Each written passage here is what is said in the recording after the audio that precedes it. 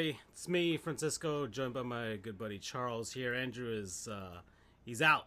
He's out with the bronchitis. He's got it bad. Yep. So he's got it real bad. And so maybe his speaking voice isn't there right now. So I would hope he's getting a lot of gaming time going. Because that's what I. Well, I mean, bronchitis is kind of tough.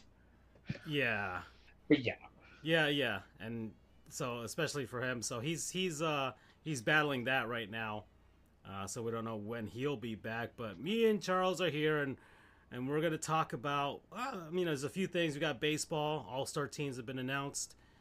As much as I haven't really been following baseball this season as much as I think I'm gonna need to, given the way things are going. And let's jump into this. So, and I've even got the Marlins game in the background. If you're watching this on any other platform, and this is the way you're watching baseball with a obstructed view of a Marlins Reds game in reverse, you might want to check some other websites.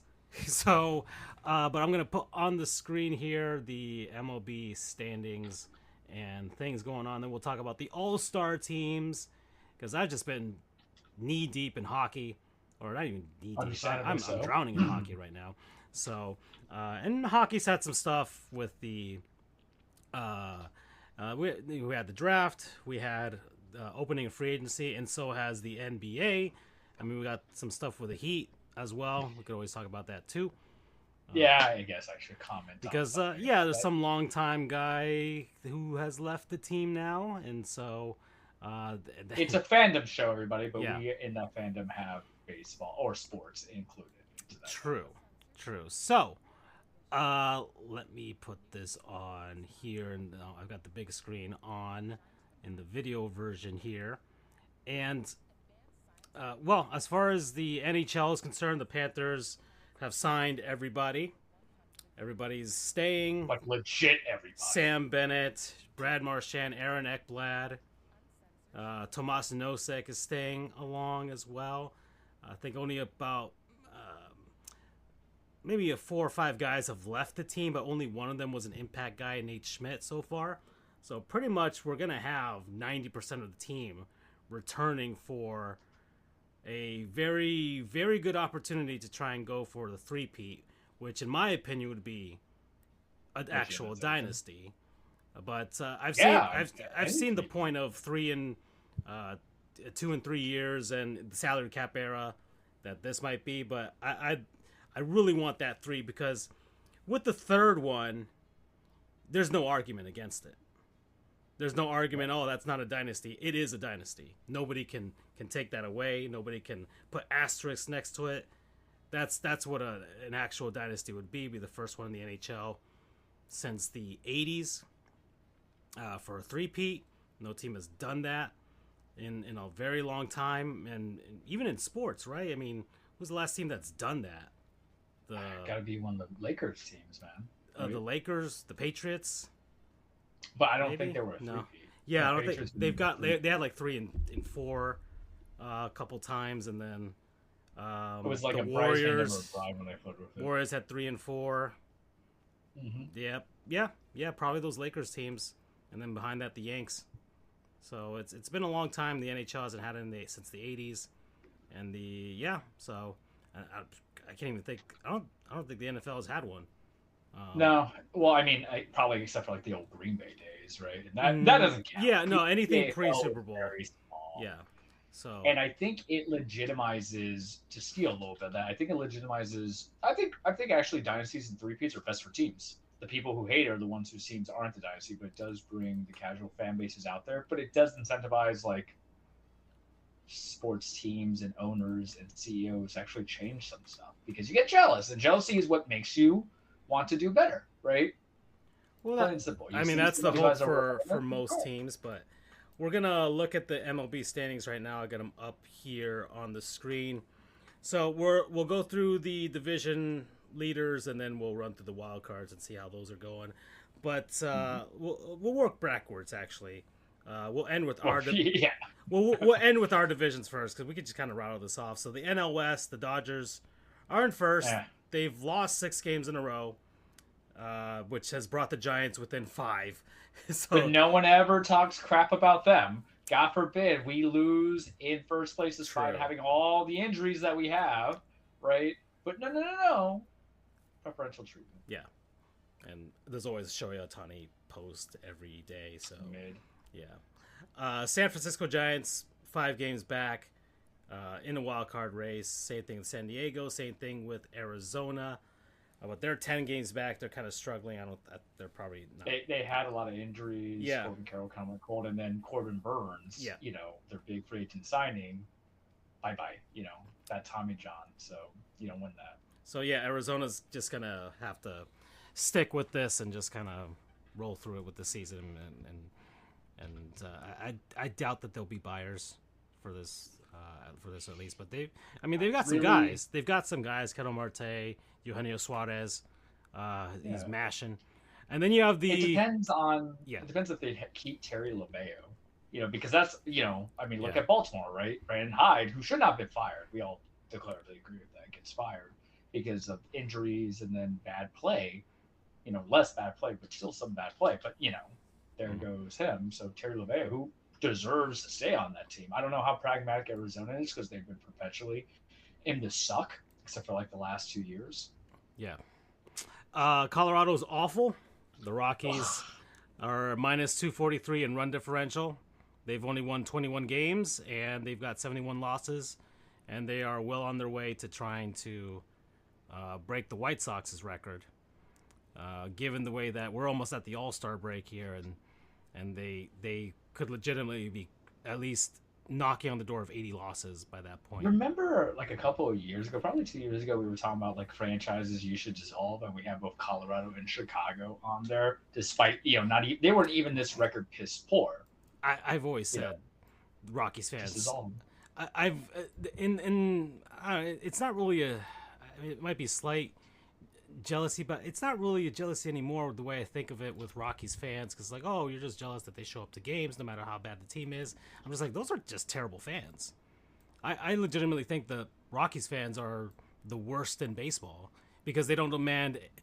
You have the hardcore, but the rest of the Rockies, as far as the sports town is concerned, like they could care less. Which is like, where's the push? Where's the demand outside of the? We're a bag on that. Yeah, right? where's outside of the Denver Broncos? I think they legitimately don't really care about the other 3 teams, right? That's fair. Well, they care about the Nuggets, I guess. But, no, they Denver is a very secluded thing compared to Colorado. I mean, Denver. I mean, they're all the teams there, right? It's the Nuggets. But you know how it is. The Avs, and they've got good teams right now with the Avs and the Nuggets, but they don't really demand much more from any of those teams, and the Rockies especially. So it's like, oh, it's just a nice time.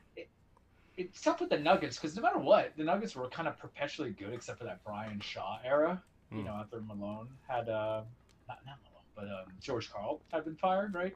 Yeah. And the Avalanche, I can't speak enough to hockey to go from there. You can, but I'll take your word on that one. The Avs have never had really any big, long down periods. Maybe when probably that time between after like Patrick Roy retired, and then they were kind of mid, just kind of lurking around, and then they bottomed out. They got Nathan McKinnon the same year the Panthers got Barkov, and then both teams just kind of had the same sort of trajectory where they both got good around the same time. And the Avalanche won. They won in 2022. Yeah, they won in 2022, so they broke out of it. It's a good franchise, and they're run by Joe Sakic, and but did them and Denver win it the same year? That's so interesting. Back-to-back years. Back-to-back. Yeah. Okay. Gotcha. Yeah. And then there's the Rockies. But anyways, Rockies fans, there's no incentive for that team to get better, so they never will. Would you say that's kind of like Seattle Mariners as well? I mean, like they got some, and you can't see me but finger quote, like legitimate star players, debatable right now on Julio Rodriguez. Yeah. But still. Yeah. Well, I guess, but Seattle's at least trying right now. I think they've tried every single, like, I don't think there's ever been a season where the Mariners haven't tried. It's just like, for whatever reason, they just can't do it. So they've always had legitimately good players and teams that, like, oh man, if one thing had gone right, they might have actually made the playoffs. But All right. NL Central, Chicago Cubs leading. Brewers are right behind them. So that's going to be a fight for the rest of the year. It's like that every year. Yeah, it's been the same for like the last 2-3 years now between the Cubs and the Brewers. The Cardinals are not terrible this year. So they've found a way to do some of their dark magic to be good again. The Reds are 500 right now, hanging around. First year of Terry Francona there. So there's actual improvement compared to whoever their manager was, Derek Bell or something like that last year. So, yeah. So I think they'll probably be better next year. I mean, everywhere Terry Francona goes, a team gets good. So they'll probably be good by the next year. And then the Pirates, it's like Doc Rivers but legitimate. And the Pirates, who are everybody's just waiting for Paul Skeens to just leave. So that's all that we're all waiting for. So, and that's the only thing good about that team. To New York. Yeah, everybody keeps saying that. O'Neal Cruz isn't bad.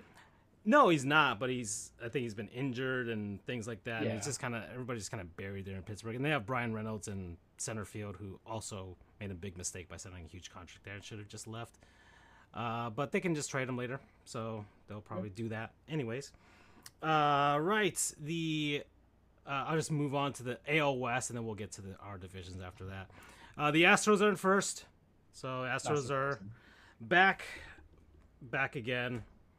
Still a good team. Mariners are behind them, 6.5 games back, so Astros are kind of starting to pull away here. Texas Rangers, like, one and done with that World Series. Well, they pulled the whole, like, let's load up on them bets like the Yanks did instead of staying in contention like we did in 09 after. They just, died.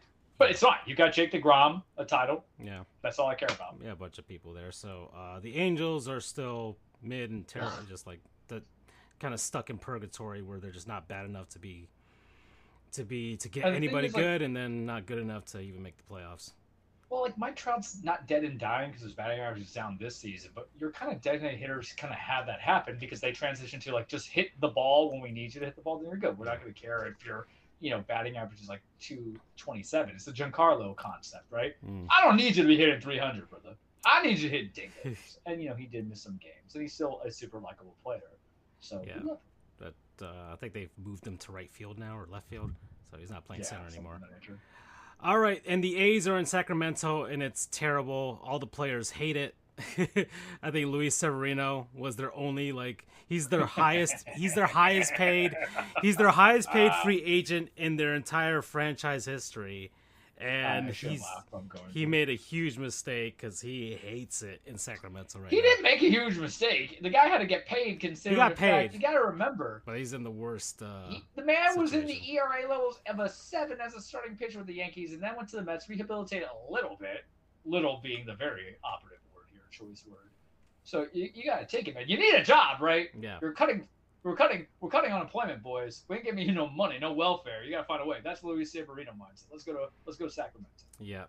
The Detroit Tigers are the best team in the major leagues right now. Good for them. So right, AJ Hinch has Yeah. as proving he's an actual good manager and didn't need the trash cans. But that was Carlos Beltran's whole shtick, right? So yeah, that was his whole thing. But they had that runner coming into the postseason, and then aside from Screwball, they got Jack Flannery, and then they got, what's his name, had a resurgence. They're Javier Baez. Javier Baez, yeah, who was just like they moved him to center field or something like that. They moved him into the outfield, and he just suddenly became good again. So and that happened, but yeah, he doesn't get tested for steroids, right? He's not Dominican. He's Puerto Rican. The Royals, the rest of the American League Central is just awful. The Royals are 45-48. The Twins are 44-47. The Cleveland lost 10 games in a row and are out of it. And then which is so tough because we all kind of like Jose Ramirez, right? He's a big beefy boy who, they went to the ALCS last year, and they just kind of. It's like Manny Ramirez without the ego, if that makes sense. Then the White Sox are still terrible, but not as terrible as the Rockies. Yeah. All right. So NL East, the Phillies are in first. They've been jockeying with the Mets. for that lately. So, and every now and then, one team goes on a skid, one team goes on a tear, and then they just kind of trade back and forth with that. Because the Mets lost like 6 games in a row, and then they rattled off 4 in a row. So it all evens out, and same thing with the Phils. So that's how it's going to be until the end of the season for those two teams. The Marlins are in 3rd place. Hell yeah. 42 and 48, still a losing record. I'm probably seeing them in August for my birthday, so hell yeah. Still with a losing record, but they've got a winning record on the road, which is surprising. They've won 11 games in a row on the road, but they're going to lose today because they're playing the Reds right now, and it looks like it's like 5-0, and it's looking like Cincinnati's going to break that streak, but it's fine. It's fine. They're playing above their. I don't know if they're playing above their heads. I don't know if actual Peter Bendix actually cooked. Oh, that's another thing. I forgot. I went to Seattle this year. I don't think we. Yeah. I went to Seattle. We did because we were so hard about at the that. game. Yeah. We integrated Andrew. That's right. You see, this is relevant. I went to Seattle with my dad to watch the Marlins over there, and they won the game over there in Seattle. And I met the Marlins GM, who I've been trashing on social media every now and then. But this season, I've actually been saying, has he cooked? Is he cooking? And I actually met him at the what is it, the public market over there in Seattle, the famous one. So I just kind of just ran into him like, "Are you Peter Bendix?" He's like, "Oh." He's like, "Yeah." I didn't even know you did that.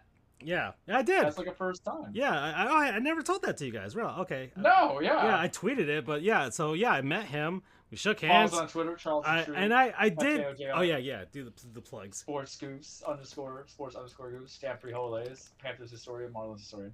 You know, you gotta know when to plug it, man. You're too rusty. So I was me and my dad were walking around Seattle. The game was later on that night, and we were just walking around the fish market, and I'm like, "Is that Peter Bendix?" And I'm like, Bobby, because my dad will talk to anybody. He'll just go up to anybody and just be like, and he's like, "Excuse me, are you Peter?" And he's like, "Yeah." And I'm like, we came all the way from South Florida. Oh, okay.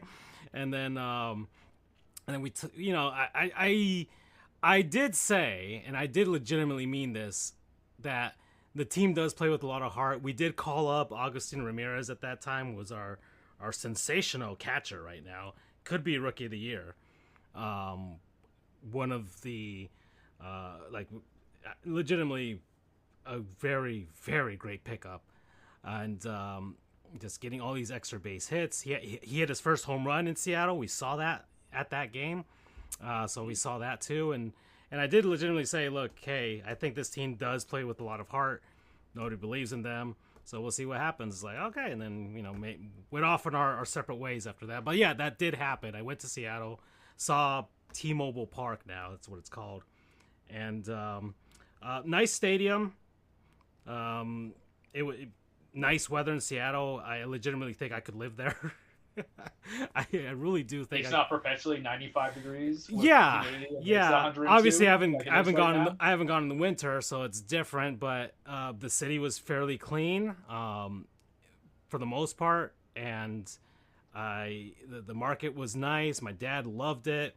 And my dad loved it, compared to the last city that we went to, which was Philly. He loved.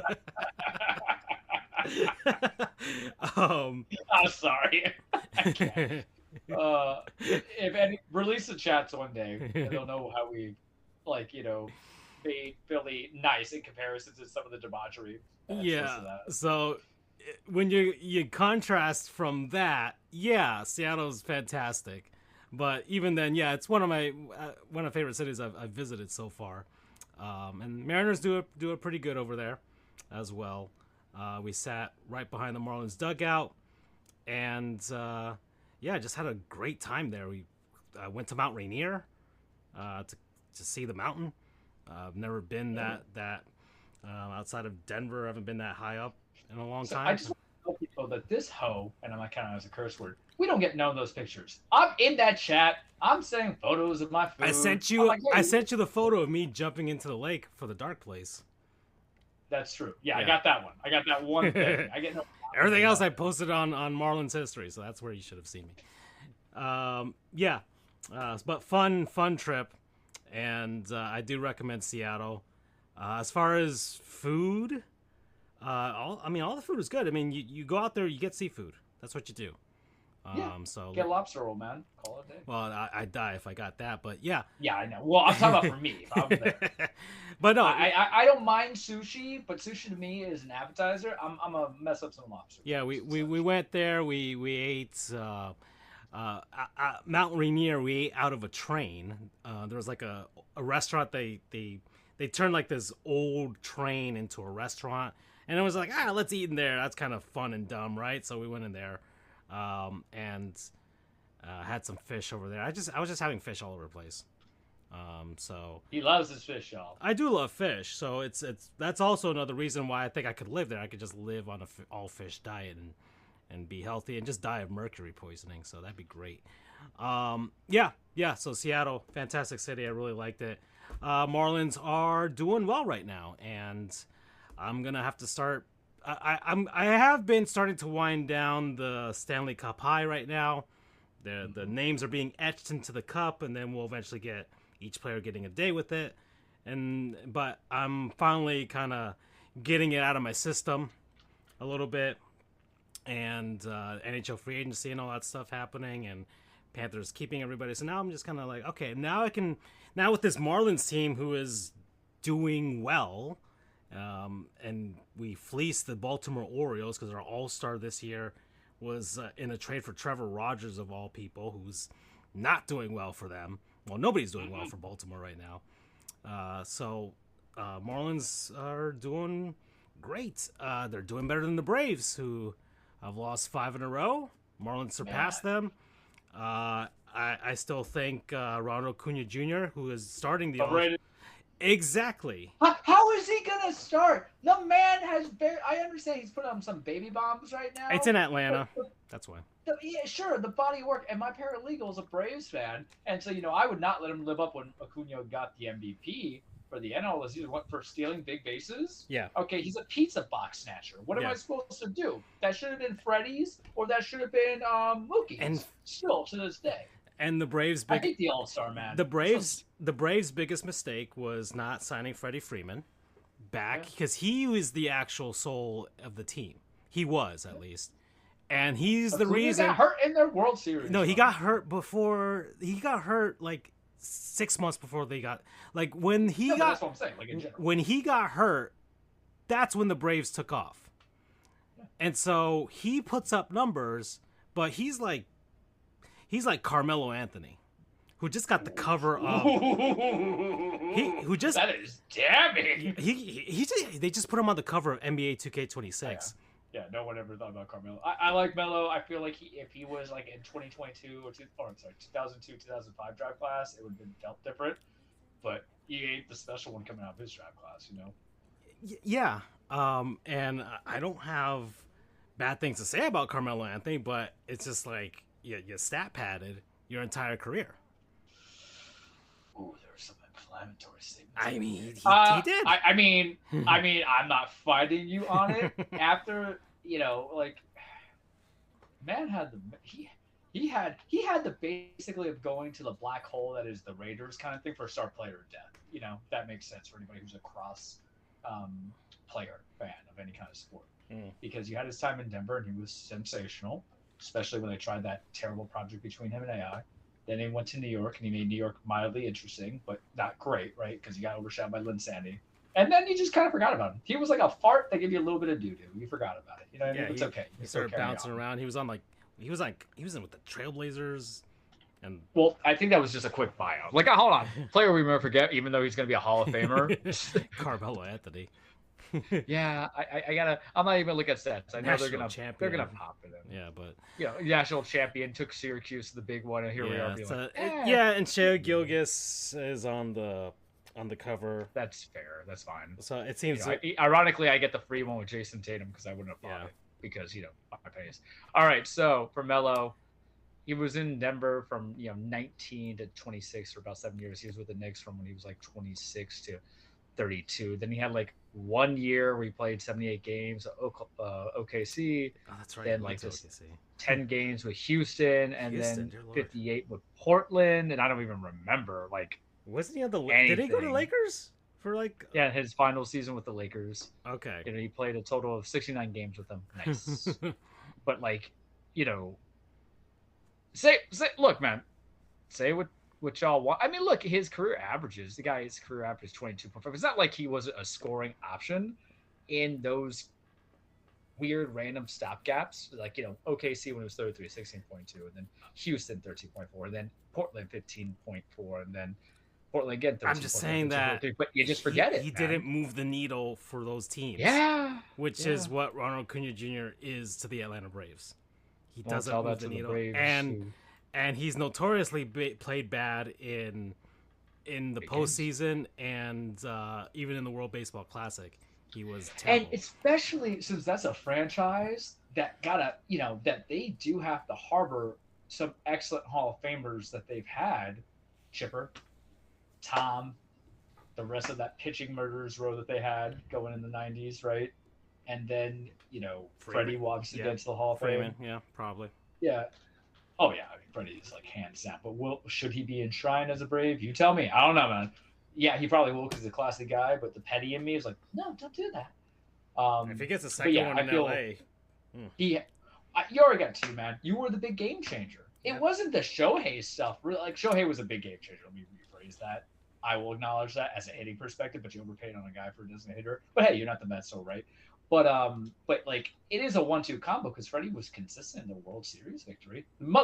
I was about to flat that because motherfucker just bombed us. Trust me, I know. I hate Freddie Freeman because I always wanted him. Yeah, always. All around good dude as well. He's invited to the cookout too. People don't realize. So completely. Yeah, especially speaking of cookout, Charles is black. God. You want to give some backstory on that? Yeah, I just want to a tangent on this. Employers are gonna be like, "What is this?" I'm like, so I was just dicking around on ChatGPT, and I was like, I don't know, let me just throw something in there, and I kind of just like I put like a link to our show from one of those websites that kind of aggregates all the stuff our podcasts have done and stuff like that. And I'm just like, just create an image of the show, just like of the show, and it just like it popped out. Probably the funniest thing I've seen in a while. It popped out me, fairly, except I was kind of ginger, which is weird. You look like you drink craft beer every day, and you like your chai latte with fake milk. Yeah, I had glasses on, but I had a Florida Panthers jersey on, so I'm like, okay, that makes sense. Andrew was just the UCF mascot. My theory, because I believe he's that Fear the Pegasus or UCF Fear the Pegasus guy, and Andrew's like, it's not me. I'm like, sure. Yeah, I can tell online Twitter trolls when I see him. Yep. So, and then you were just I'm trying to compare what you look like. Oh man, I'm trying to think of a show. I don't know how to make that. Wait. It's just like, I think it was like American Dad, where like Steve and all of them were like reminiscing about a summer, and like they had one black friend, and he just showed up out of nowhere. You kind of look like that guy. So my problem is, I feel like I look like that. But the ChatGPT thing. Like, remember the old comics where the guy would have like the grim sense of humor? Yeah. And I don't know how I'll find it, but yeah, like I don't want to digress into it. I'm looking at it right now.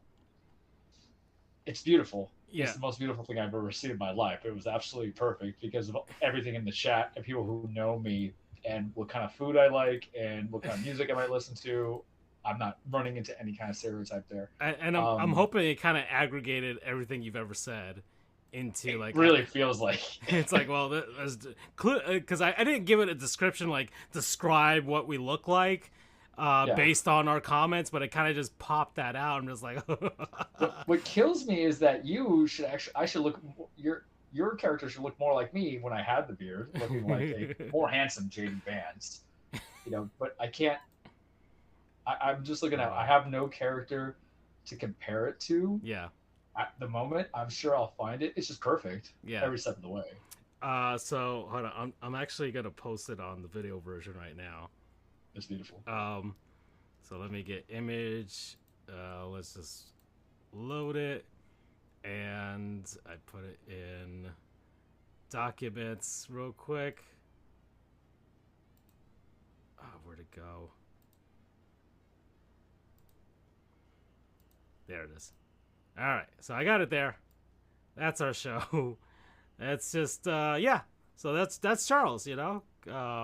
Perfect. It's perfect to me. And then we just started rattling off, you know, references to the Boondocks and that episode of Aqua Teen when Shake was black for once, and then the episode of Always Sunny when they were black. So much of everything. Speaking of Boondocks, favorite episode. Oh, Booty Warrior, hands down, Yeah. without question. I watch it once a year. It is beautiful as a education on the need for prison reform and how we privatize people. We purposely want to keep them there, and then also the joys of certain things, of orifices. Yeah. I always have to walk the line with what we do for a living when I make statements. Francis could be a little bit more unhinged. I don't get that pleasure. Yeah. That Always Sunny in Philadelphia episode is pretty funny. It's a musical, so just watch it. That's great. That episode of Aqua Teen Hunger Force, where Shake is bitten by a radioactive black man, and then turns into a black version of himself, which is great. Just fantastic way that turned out. Okay.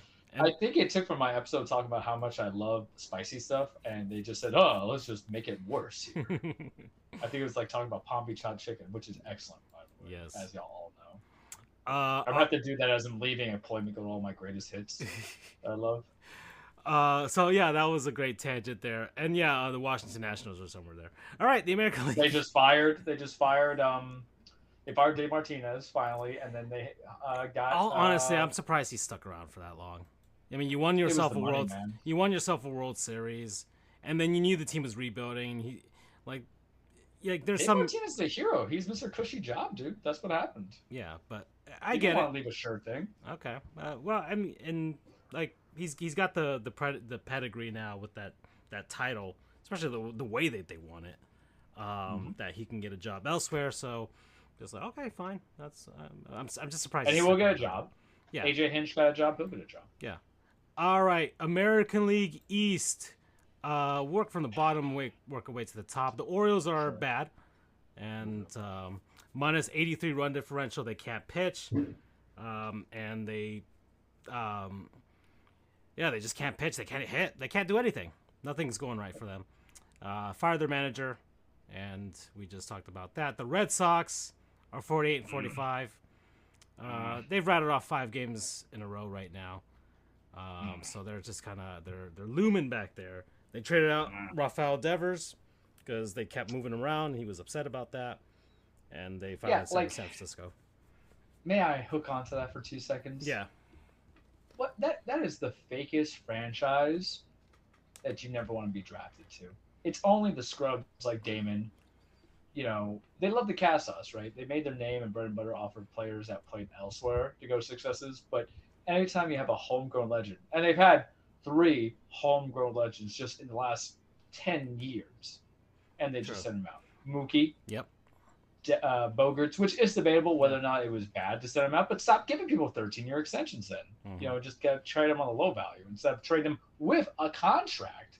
And then Devers. And I always like Devers. And, you know, that's the problem I have with that. Y'all know I hate that organization, so I'll always hate them. But like Alex Cora is just the devil to me. He should not be allowed to be managing in the MLB. What the hell? But yet, I'm gonna hold myself back. I was about to say some like stuff that was gonna get me in trouble, but it's fine. But you look at like the quality of like every GM kind of does it, and then they say we're gonna be a better team without him. Anybody could be a better team. You can have a winning season by just being a shade over 100 in baseball. That's like 88 wins. You know, that's it, or you know, something around that measure. Don't make me do math, please. I'm a lawyer still for now, right? But you want to always have the end game being championship or World Series, right? that's the mindset, and then they really just play. I'm about to drop the nuke. I have never seen a team that literally, aside from the last 15 years, does not have this historic organization, right, of importance, make it seem like we're the Red Sox. You guys are gonna love it, and they feed you this bull crap. Literally, that's who they are now.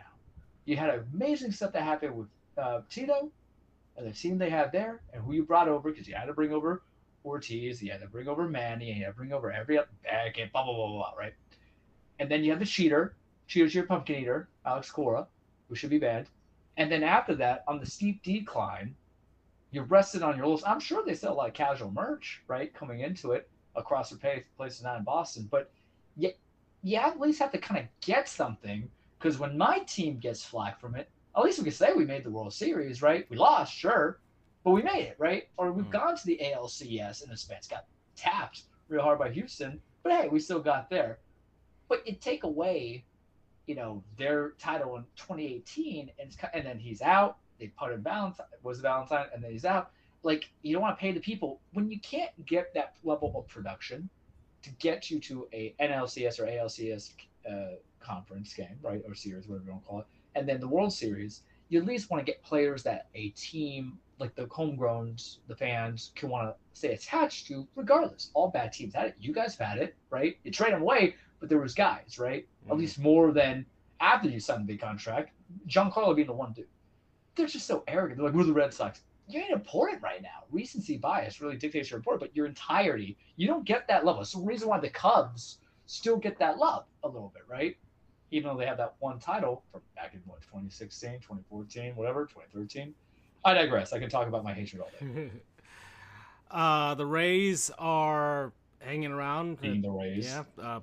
Loving that short porch now. They really are, man. Yeah. Really.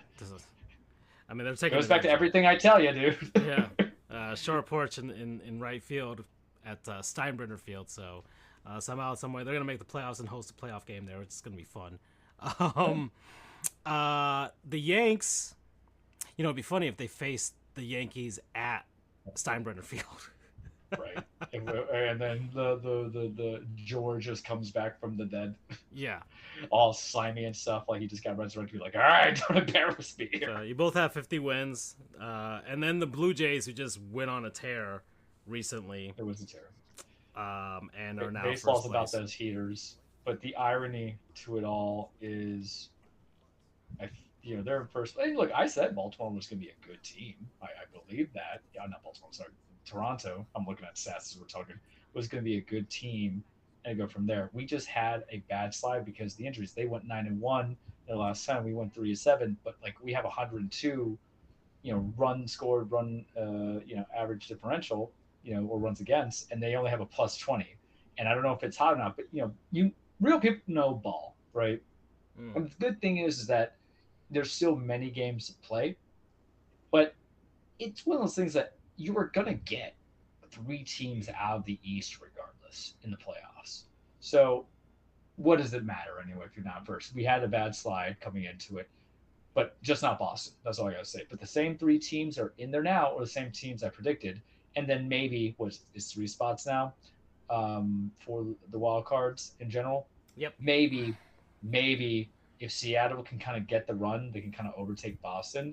But I'm not surprised. It's just, there's stuff that I want. We just, designated DJ LeMay for Simon Pena's contract. Good. I like him. But the thing is that people are say, oh, you still have to play him through money and do all this stuff. That I just go say, okay, but what are we doing here? We're crying about stuff that doesn't need to be cried about. Just like make it the trade.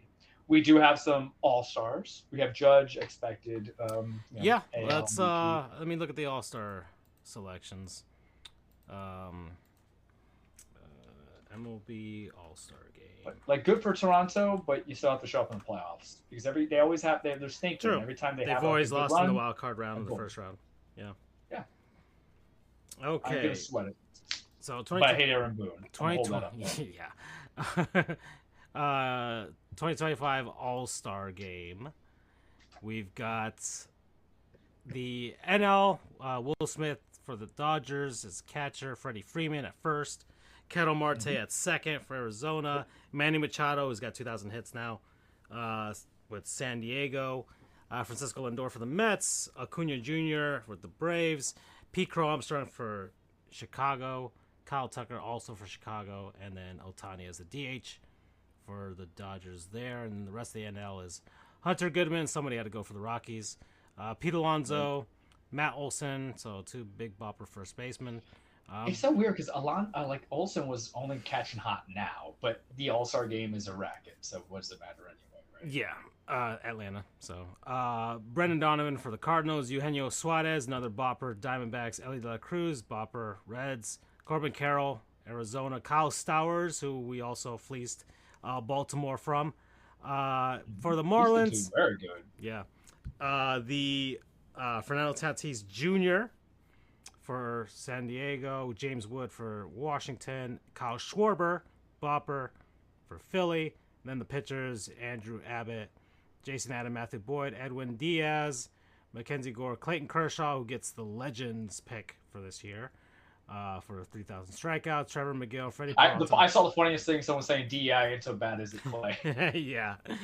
Chris Sale, Paul Skeens, who they're debating is whether he's going to start it. Robert Suarez, Logan Webb, Zach Wheeler, and Yoshinobu Yamamoto for the Dodgers. American League, Kyle Raleigh for Seattle.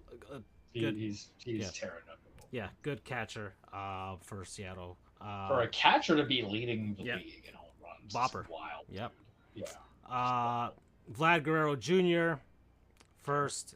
Gleyber Torres for Detroit. Jose Ramirez. What fresh hell is that? Where I couldn't get Gleyber to be consistent at all for the back nine, and then he just goes off. And like AJ Hinch, whatever Javi Baez is on is what they're on. Yeah.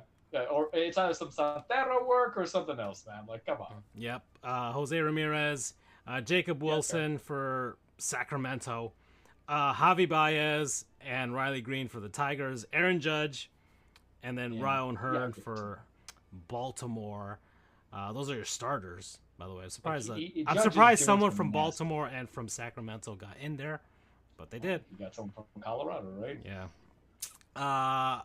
As far as being a starter is concerned, but reserves: Alejandro Kirk for Toronto, Jonathan Aranda for Tampa, Brandon Lowe for Tampa, Alex Bregman for Boston. Yeah, former Astro and now a Red Sox. Double cheater. Junior Caminero for Tampa. Jazz Chisholm. I know Andrew. Andrew's like, please don't be a molester like Juan. Jazz Chisholm, who I still miss him. I always liked them. The fact that he blew up because he was injured for a good portion. He's always going to be injured. He's going to be injured. Like, at least once per season. He's going to miss about 20 games, and then he'll be back, and then he'll be back to his thing. So he's going to be my second baseman Giancarlo mindset. Yeah, exactly. So good for him. I'm happy for him. Thank you. Zach, we love him. Yeah, Zach McKinstry, definitely with that short porch and right for sure. Isaac Paredes, Jeremy Pena for Houston, Byron Buxton for Minnesota, who's actually healthy this year. Bobby Witt Jr. For KC, Julio Rodriguez for Seattle, Brent Rooker for Oakland or Sacramento, whatever. Stephen Kwan for Cleveland, and then Hunter Brown for Houston, Chris Bubik for KC, Aroldis Chapman. Once again, he's somehow with Boston this time. Garrett Crochet. Man's like 38, can just throw 100 still. Yeah. It's amazing. Yeah. I have no hatred in my heart for Aroldis Chapman. Except for the domestic violence. Yeah, well, yeah, obviously we hate that, but in today's modern day politics, we'll forgive the most egregious stuff. Like, how do you get transfer for prostitution, but not human trafficking jury for Puff Daddy? What? What? Y'all know the line of work I do for a living? Come on. Sorry. Let's just let it out there. Jake DeGrom for Texas. He's been stellar. I'm like, the Mets killed him, and he's like, I'm back. Yep. It's okay. The Freed Fab for New York. All right, we got to explain that because we never got into that. So, obviously, we needed a replacement. for this year. Yeah, my baby Garrett Cole is injured. It would have been a replacement. It would have been a double. I got two hands, right? And and so Freed, I did total calculations. The Freed FAP is the same thing as the Cole job, where it is like a win and 2 runs or less. That's it. Mm-hmm. You have a total of 12. I was looking, right before we got into baseball. 12. That's ridiculous. You would think it'd be Cy Young, but then there's, Tariq Skubal doing the sack there. And like, sack, Cy Young, all that stuff. It's just nasty. And you know what? Freed, he doesn't get all the strikeouts I like, and ironically, it's kind of Rodon who does that, who is just so hot and cold. Because Rodon is like the roller coaster, going all the way up. You're like, yeah, this is good. And then there's that one game like, oh, we're about to go 90 feet down full velocity, aren't we? And you just deal with it, right? Why couldn't Garrett come back to me? Damn you, Tommy John. Yeah. Tarek Skubal, Joe Ryan from Minnesota, Andres Munoz from Seattle, Yusei Kikuchi for Anaheim, Josh Hader for Houston, Shane Smith for the White Sox, and Brian Wu for Seattle. Those are your all-star. The American League didn't have a Legends pick, or did they? They did not. I don't No. Well, one would think they put like Bregman, right? Or I don't know, Giancarlo. Yeah, right. Just because they're for 2 games, like so. Well, actually, it feels like DeGrom would be your legend, right? If we're gonna be honest about it. Yeah. The Bregman thing I say as a joke because he's only like 31, I think. But yeah, I feel like. But DeGrom's just been stellar, killing it, man. It's got like a 2-something ERA coming in. Yeah, and that's the All-Star. That's baseball. That's baseball. All right. Well, we're at 47 minutes, but we had a late start time. It's 9:09. We could do word from our non-sponsors. Sure. People and places and things, concepts, what have you been enjoying over the last week. I'm actually going to recommend a YouTube channel for this one. All right. So, I've been weirdly into mountain climbing and cave diving videos lately. Sure. And scuba diving and things like that, and just things going horribly wrong for people. So, just a YouTube channel that I found called Scary Interesting. This guy, he's from Canada, talks about just these interesting videos of just horrible things that went wrong for people during just all kinds of scenarios, from industrial accidents to ship sailing to cave diving to construction to just all kinds of things, mountain climbing and visiting national parks, and from people that were legitimately just like, yeah, I'm gonna go climb that mountain, something goes horribly wrong, to people who are just kind of like, I'm visiting a national park and then we're not gonna do anything super dangerous, and then things went horribly wrong, or I'm just at work and I'm just dealing with this industrial equipment and things went horribly wrong.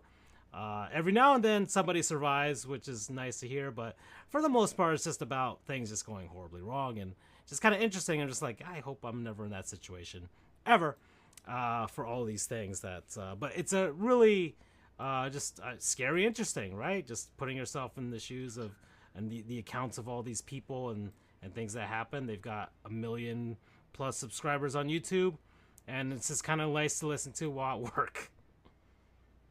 So, just what I've been consuming for the last couple of weeks or so. I don't know, just kind of happened upon them. So all right. Promo code, dear God, yeah, because that's what I'm saying every time I'm listening to one of these. So I'm gonna kind of sound petty here when I say it, because we devoted like an entire show essentially when we first came back.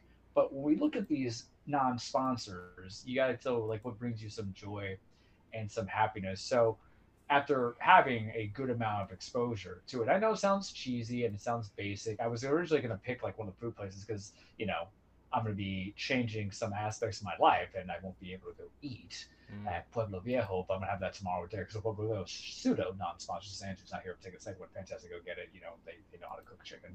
Good Mexican joint. I'm going to do a combo of it being Nintendo Switch 2 and the Mario Kart World. I told you, Sometimes I need a brief. All right. I've been about like giving it, and I'll make it And short. good. Well, actually, it's a good segue because that's kind of what we were going to talk about for the rest of the show. Yeah, and so like for me, I know there's some people who, aside from just the typical like clickbaiters who want on Twitter, it's like, okay, why should I kind of get this console? The ability to kind of do the backwards compatibility with the patches has made Pokemon Scarlet just beautiful, fun. Like that's a game I can get lost in. I'm going to send you Violet, or next time I see you, I'll give you Violet one of the days that I decide what I'm doing with my life. It really made a game that now is super interesting. I don't know how I feel about the open world component of it because I need direction because I got lost into a gym where I'm like, I am not ready to fight these kind of trainers. We cannot battle. You're in your 50s, dog. The hell. But it runs smoothly. I bought that Pro controller too, and it's excellent. I got used to it very well. And then I've just been kind of like devouring Mario Kart Worlds, in a heartbeat. I don't know how much time you popped into it, but now I'm in the 20-hour range. Oof. And mind you, Yeah. like it's just so easy because the minute you like get every character, get every costume. I think I have one character that's left for no reason I just can't get to. It's whatever the Piranha Goomba combo is, right? So there might be a missing person, and then I'm like, all right, I tried out Knockout a little bit I got the gold cups in both the, Grand Prix and Knockout. But then I went online and I'm like, okay, this is not your mother's Mario Kart because I thoroughly enjoyed Mario Kart 8 Deluxe. I think it's the best of them. I'll still hold to it. And the competition that you have online is I was always kind of, you played with me on those. You're always kind of steady at 1 through 5. You know what I mean? Mm-hmm. It's kind of steady to be 1 through 5. And then doing Grand Prix, I'm like, all right, still challenging, but I can kind of maybe place well enough, right, to get through 1 through 5. I've got to come once. And then we get Knockout, and then I just feel the rush in my body. I feel that adrenaline where I know I'm structurally good, but I get screwed over by one mega damn block, and I get swamped on, and you're immobile for like 2 seconds, and everybody goes ahead of you. Yep. And I can see myself if I just have them kind of long days, and sometimes that happens. Like right now, I'm playing Mega Baseball, but if I want to play Mario Kart World at the next show, I just don't want to set my Switch. I had it in handheld mode, and I'm just too lazy. But yeah, I need them to do 2 things. One, I need more tracks because it's kind of weird because you have 30 tracks. But I think I need them to fix the component where your tracks are what's connected on the road, or you just gotta give me random tracks. So at least give me the option to do that in my game search. You know what I mean? Because there's only so many times I want to do like Toad Factory, Wario, whatever, and then the next thing out, Right. They're still great atmospheres. And then I think, I got to tell you though, like the highlight of this, that I think is superior from 8 is that the weapons box, the mystery box are fantastic because it's good. You get rid of some stuff that's not needed. The Mega Toads, whatever, Mega Mushroom. There we go. Sorry, I'm thinking 5 things at once. The Mega Mushroom's a great addition. The hammer's actually super solid. The ice is okay. Go from there. But you kind of like took away some other stuff. But fix a little bit about like the map selection, or at least give me the option to kind of do free roam map style. Yeah, in my stuff, or do it like Mario Kart 8. Yeah. Yeah, because I have no problem with it keeping connected. I actually prefer that for like Knockout, because it makes more sense to me because that's the intention of Knockout. But if I'm doing Grand Prix, I have not hit Rainbow Road online. You know what I mean? Rainbow Road, that Rainbow Road is the most beautiful Rainbow Road of all the Mario Kart. Yeah, it was the best one. The way that it was revealed was fantastic because you get out of that third race from Peach's castle, and then they just ripped the strand out of the Mario movie, where they just Rainbow Road just comes down upon you from you just go up into the sky and then boom, you're there. So and then they split it into like 4 different parts, so it's a long track, but you're entertained throughout the entire thing, and the soundtrack is just so stellar. And it looks like from people who are saying like it looks like it was explorable in the free roam and they just didn't make it. Maybe it'll be a DLC in the future. I don't know. Yeah. I'm hoping. Yeah, so I throw the Switch to Mario Kart Worlds and give it as a combo plus that controller. Promo code, next step. Yeah. So far, having a lot of fun with it still. I kind of dropped it for a little bit because I just played so much of it at this point. Won my first knockout tour recently. How was that feeling? I think the highest I got was like 2nd. I got first. I won last night, actually. Yeah. Excellent. Yeah, so I won for the first time last night. You have all the costumes and everything like that. I've tried the camera feature already. because you can just grab an old webcam and kind of Yeah.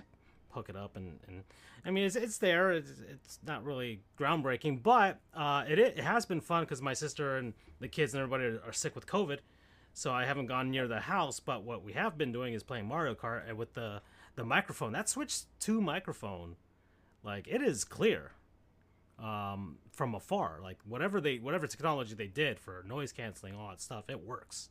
It works. So, fantastic. question on that, if I may, because I have the Pro Controller, I could use the head jack. Which, hey man, I got like a USB audio jack somewhere, hanging in there. But like, how are they getting it? Is it from the system itself that they have the noise canceling? Yeah, wow. The system itself has a microphone this time. So, interesting. So that's what it is, and then you have the camera, but I have an old, like, I don't know, 15-year-old webcam that I'm using, and it works. Any webcam should work, yeah. Yeah. Well, there is a list right now, but I think it's some companies have to do a firmware update, and other ones just don't work. So you just kind of have to go through. I barely like talking on the phone. I cannot envision myself. I bought a webcam, but I was gonna give it to my sister and see how they like it over there, because I'm sure the kids will just like it just to have it. And you just hook it up, and then you just buy like a $40 webcam, and boom, you're there. So you don't have to buy Nintendo stuff this time, which is weirdly generous of Nintendo. Which is, I mean, this whole generation so far with the Switch 2 has been weirdly generous of Nintendo, which is probably why they jacked up the price of Mario Kart. But like me having my little hard case with like 12 games to hold is good enough for me. Yeah. Like, it's just surprising because before they're like, okay, you have to wait for out. Yeah, you have to wait. I mean, the Switch 2 is readily available for anyone that really wants it right now. There's plenty of accessories that are good for it, and all of that. There's you can still use everything that you've used for the Switch 1.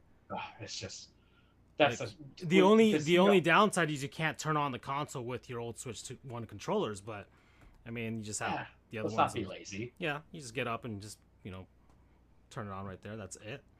And yeah, so far it's nothing's been missing. Nothing's so once again, we've already reviewed the console so far after a month that we've had it. But so the honeymoon season is over. That's what we're talking. But we're about to hit Donkey Kong next in a couple weeks, right? So I'm about to be a big old ape. I'm really excited for it. Coming down. It's the Mario Odyssey team that made it. And it just looks fun. It just looks fun to smash things and do all the platforming. When we saw that direct, that was the game I would not shut up about. Yeah. I was like, Mario Kart's one thing, but I was like, no, there's something special here. I see it. But as far as the rest of the year has gone for us, as far as gaming is concerned, I'm pulling up my list. Charles got his notes app with his list of what we've done so far. It's kind of like a mid-year review, right? A little report card. We're a fandom show, everybody. Sometimes includes sports, sometimes it's games. And we're trying to get Andrew in on this, and he did play a little bit. And I'm trying to inch him in there, Charles, with that Halo. So I will install Halo Master Chief Collection on Gloria here, and we will play some Halo 2, which I genuinely do want to play because I played Halo 1 and Reach already. So I enjoyed that, and I like my retro games. You know that. That meme I sent you earlier today. Yeah, I'm a 25-year-old video game, and I'm playing it on a brand new gaming PC. So I've beaten 17 games this year. For the most part, majority of them just I haven't had, aside from, we'll go through them here. Let's start. It goes in alphabetical order. It's not going to go order in the way that I beat them. I played Airblade on PS2, on my PC, obviously, with the 4K and the widescreen and all that stuff. It's just a generic. It was around that time when you had all of these extreme sports games, where you had Tony Hawk, obviously, is the pinnacle of that. Waiting for 3 and 4. That's coming next week. Yep. So, and I have I'm like already there, man. I've got Game Pass. Andrew, you've got Game Pass. If you're listening to this, because that should be something that should scratch your itch from, because he's kind of feeling that period of, I guess, the GameCube, PS2, Xbox, it's a 360 era, all that. So He wants to play catch up. but that goes along with it. It's a remake of those two games. Why not play that, right? But Airblade, I remember playing it a long time ago at a friend's house because he had it when he got his PS2. It's like one of those cheap games that was bundled with it, and not bad. It's short. It's a really short game. That was way back when they just had like 5 missions and you were done with it. So like 3 or 4 hours, 2 hours actually. That's how long it took me to beat it. But just kind of fun. The mechanics are good. It was made by Konami, I think, or Namco, one of those two. Just kind of a dumb fun. I'm like, fine. Ape Escape 2, played that. Also PS2 game. Solid games. They don't make Ape Escape anymore. And they did play Astrobot and have that one. They did reference it in Astrobot. So speaking of that, and I give that a 7 out of 10. Both games are 7 out of 10. Just like they're good. They're good games. There's nothing wrong with them. Nothing fantastic about them, but just like solid good time. Astro's Playroom, played that as well. I gave it an 8 out of 10 just because of the longevity. Obviously, Astrobot is the entree, the main course. And I just haven't had PS5 time lately, Charles. It's okay. But she'll be there when she needs you. Yeah. That and RoboCop are waiting for me back there. RoboCop is so much fun. Sorry. I did play it. No, I played the first mission of it. And yeah, just like, making guys' heads explode. I mean, it does not mince words on the gore. Neither did the movie. So it's just kind of along the same line as the movie, which they have Rogue. They have the standalone story that's coming out this month too. For RoboCop, like the continuation. Yeah. Oh wow. Yeah. Because Astrobot just keeps getting updates. Well, we will be there, but it's RoboCop. New game is how I'm just gonna talk it because I don't know how to. Yeah. I don't remember the name, but I don't know if it's like a tower thing or unfinished business. Rogue City Unfinished Business, standalone adventure. Oh, okay. Bombing Towers, their fortress, finds the language. So I think it's just a tower game. I see. You put it reasonably. I'm in it. Let's see. I played Bug, which is a Sega Saturn game that one of my friends used to have a long time ago as well, and I saw him play it a long time ago. It had Sonic in it for like one brief cameo. And was like, oh, okay. And then I'm like, oh, I want to play this game. It's a 6 out of 10 game. It's just a very, very early platformer concept from way back when. And it is, it's very rough. It's a very rough concept, but not a bad time. Just kind of like you have to be someone like me who consumes games like that. And just like, I know what era I'm in. I lived this before, so I'm okay with this. So that's how that game is. But it's 6 out of 10. Like, I'm not recommending it to anybody who cannot withstand the jank of retro games from that era. Cats Hidden in Paris, which is a dumb game that I played with my niece on her computer. It's just a bunch of cats, and it's just like black and white image of it's like a puzzle thing, like Where's Waldo, except you're looking for a bunch of cats in Paris.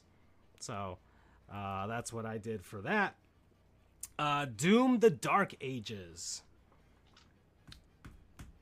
very good, very fun.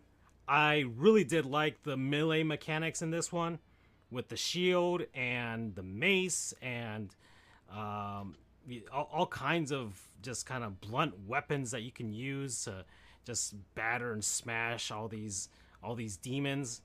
So what was so different between that and all the other ones? Because I remember people were trying to say that Dark Ages was not effective, not fun.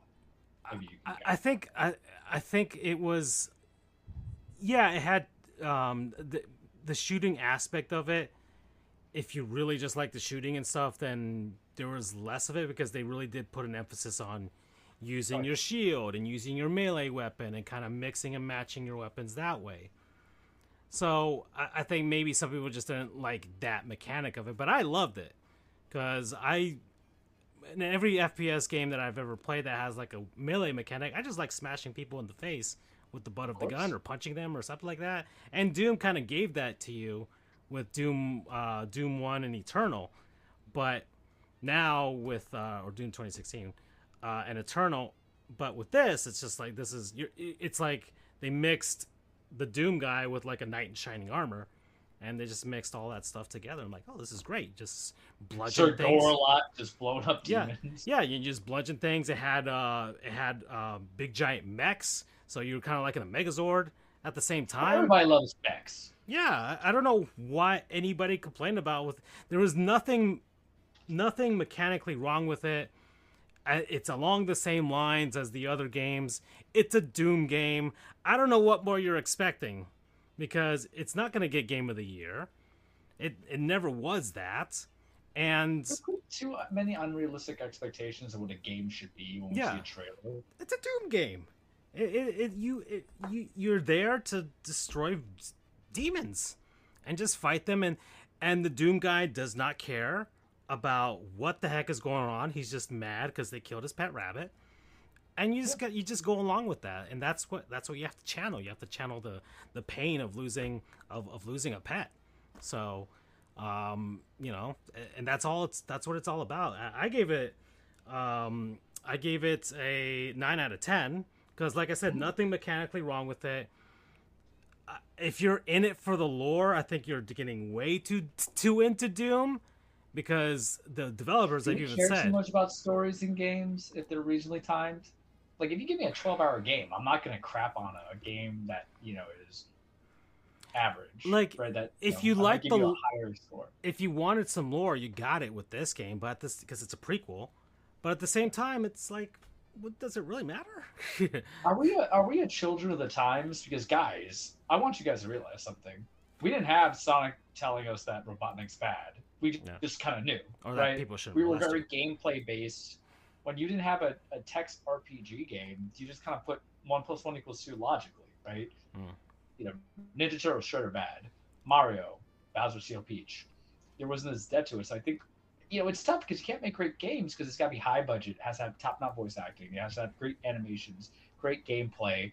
And then I think the easiest thing to take away, that if I had to pick one or another, is not a bad story, but like a little bit of a bare bones story. And I can live with that because I would have the great gameplay, high frame rate, good graphics, and I can take a bare bones story. If you give me like text or something like that, not everything has to be like cutscenes too. Like we grew up in the age once we got into 3D models because they couldn't do a lot of the voice acting and stuff like that. Because some of the voice acting in the early that was just atrocious. You get the text logs, right? Yeah, and that's it. Mm-hmm. Yeah, but like I said, Doom is a good game. Jurassic World Evolution, even though I kind of rolled in from 2024 into 2025 with that game, but you like dinosaurs and building parks, fantastic, play that. But I have World 2, World 3 just came out with that, but I gotta go through 2, and then I'll go through 3 eventually when I get that for free via Epic Games or something like that. Just Cause 2, fun. Just, once again, turn off your brain, dumb fun, just blow things up. I could care less about the story until it got towards the end after I'd played about 40 hours in. I'm just like, I probably should just beat this game, because I liked the mechanics of the gameplay loop of go into a certain area, collect the items, blow the things up, and then you clear that area. Okay, you just kept doing that from place to place until the end. It's not deep, but just doing that and using the weapons and blowing things up and being Rico Rodriguez and just kind of toppling a third world regime is just fun, but you just don't have to play the story until the end. You're just like, okay, the story is probably like 6 hours long anyways. But if you want to really have a lot of fun with this, you go and just do everything and do all the dumb stuff, which is great. So Just Cause 2, I gave that an 8 out of 10. I played a little bit of it back in the day, and I'm just like, now that I got it at this time, which I think you were the one, because it was the Humble Bundle, and it came with a bunch of, it came with that and Just Cause 3. So I got that. I hope you guys are never drug addicts. So I'm like, it's just a little heroin. It's okay. Just put it in your tools. It's like $2. I'm a bad influence. Yeah, I'm a bad influence when it comes to games. Yeah, but I mean, I got 47 hours. By the way, get Marvel Midnight Suns on the free Prime stuff. I got it already. I got it. But I think I already had it from like last year. Right. I don't Yeah. know. There's too much free stuff that Yeah. comes in sometimes. But anyway, yeah, Midnight Suns. I know you loved it. You love Peter and all those guys. It was kind of like a dating sim for you in a weird way. Look, all intents and purposes, we gave you the dating It was a Marvel dating sim for Charles. and I absolutely loved it. Yeah, it's like, Logan, come over here. And you're like, okay. I just had to love everybody. Okay, I need no judgment from you, sir.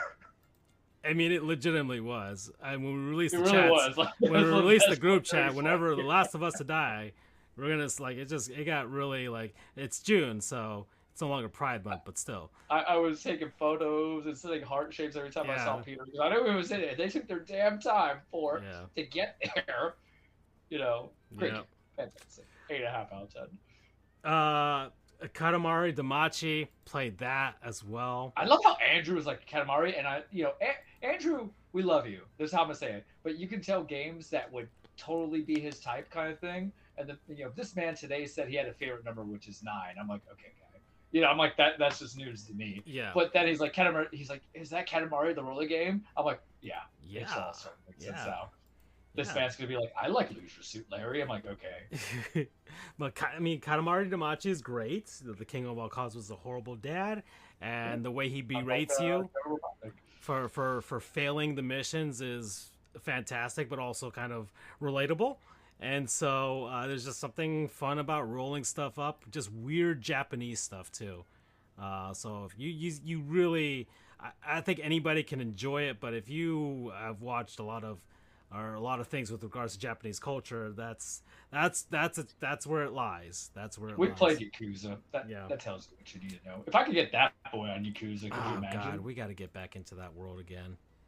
Seriously. It's there. It's just so many games. And then I'm looking man who raised his name. I'm like, oh, you're cheap. Yeah. I could play you. Mind you, I have 2 True. games that are about 80 hours a pop. Yeah. To pop in that because I'm pimping out 2, as you know. Mm-hmm. Yeah, and then you got Pirate Yakuza with Yeah. Pirate like a dragon. Let's see. Oh boy, I got Mario and Luigi Brothership. Go ahead, talk your hate. Oh my god. Talk your hate, King. So this game, I got this game back in November. It started off like, oh right, a Mario Luigi game. Oh my goodness, they animate them so well. The cell shading is fantastic. I like the art style. The Mario Brothers are very lively. It's obvious that they've taken a lot of cues from making them way more expressive than they've ever been. Obviously, the Mario movie has had a lot of influence on Nintendo, which is great. You're going to see it in Bonanza coming up as well. But then I hit, after probably like the first boss, and then I just hit a wall with this game because I just realized that the story, I didn't care about it for the most part, which is in a Mario RPG is a problem because the gameplay loop is obviously an RPG. So you run into enemies, you beat them, you get experience points, you keep doing that, then you upgrade your skills, and then all that stuff until eventually you can beat the bosses and get through it. And I was just I was picking at this game little by little. I would drop it for weeks on end.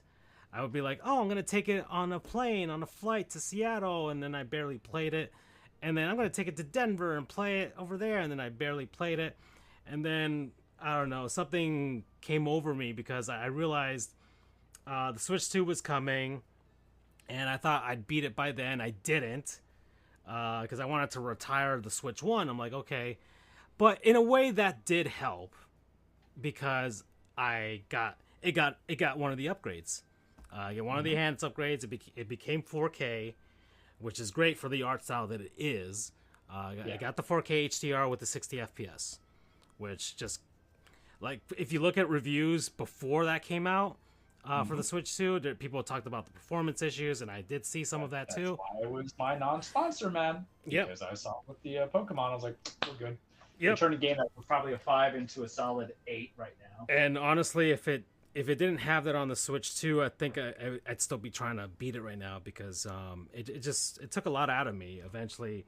Frame rate matters so much because you kids were not there for the PS2, PS3, 360 generation of the stuttering. It's just awful. So eventually, the story finally got to a point where there were actual stakes in the story, and I wanted to get through it, but then it just kept throwing something else at you, which elongated the story. And I'm like, this game could have been so much better if they cut out so much of the backtracking and just the entire middle portion. Like, you could have cut out 10 to 15 hours of this game and it would have been solid, because I was looking at, man, because I played Paper Mario. That was also on the Switch. Origami King. And that game was like 34 hours long, 30, yeah, around there, 30 to 35. And it's like, okay, nice and for an RPG, that's nice and compact. And this one, I got into 47 hours.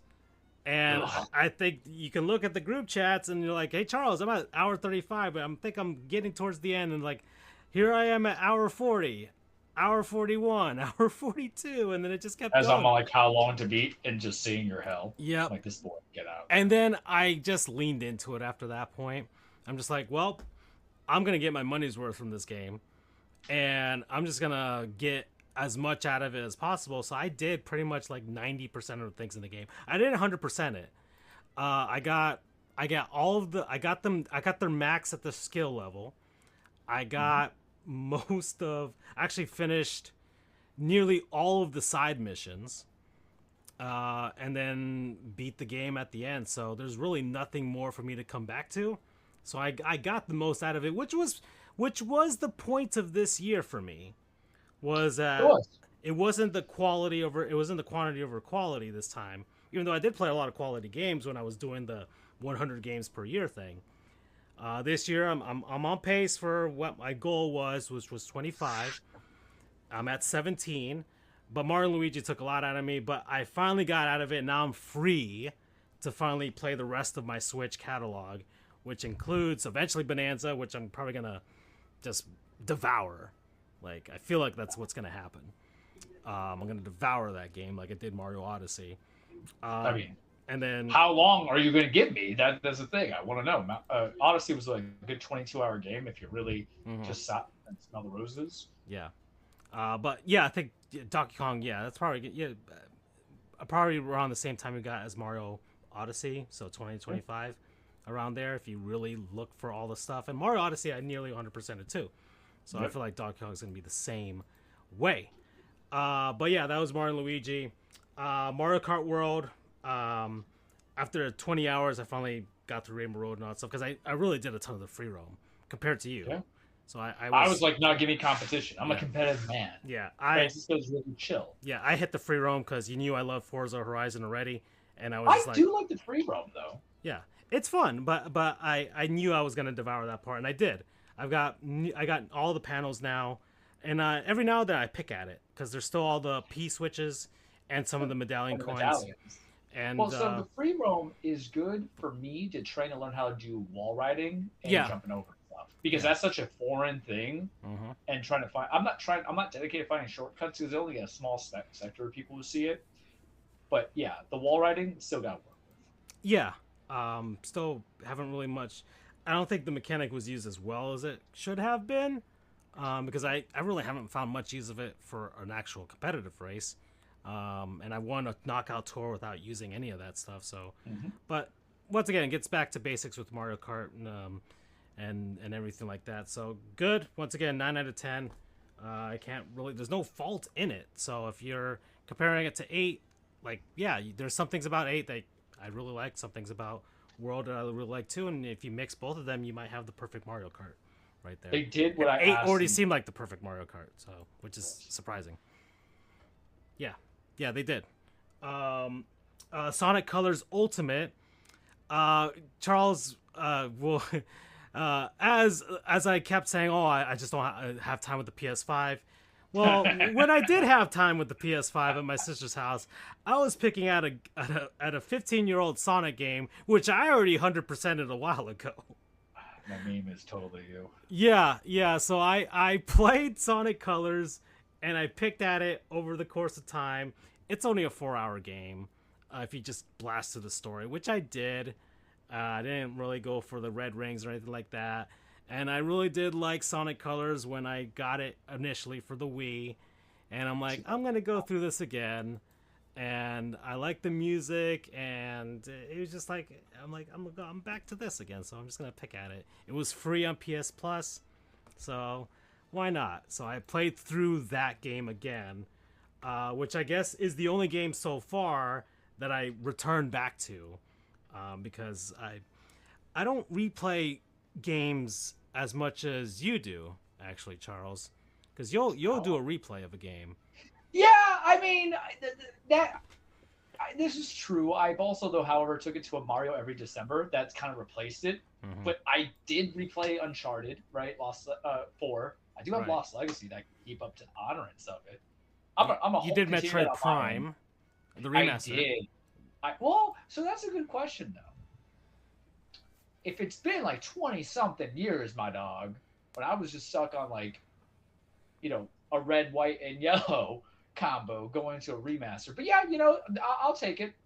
Yeah, because that's essentially what half my remakes are. Yeah, you know what? Yeah, sure. Yeah, I consider I kept the tradition outside of like the Resident Evil remake or something like that, where it's like they just redid the entire game. Yeah. From and it's just completely different. We'll count remasters. I'm assuming Metal Gear Solid 3 is going to be that. Delta is going to be that way as well. So I'm not going to count that as a replay of that game, anyways. To quote Letterkenny, we don't fucks with traditions. Yes. yeah.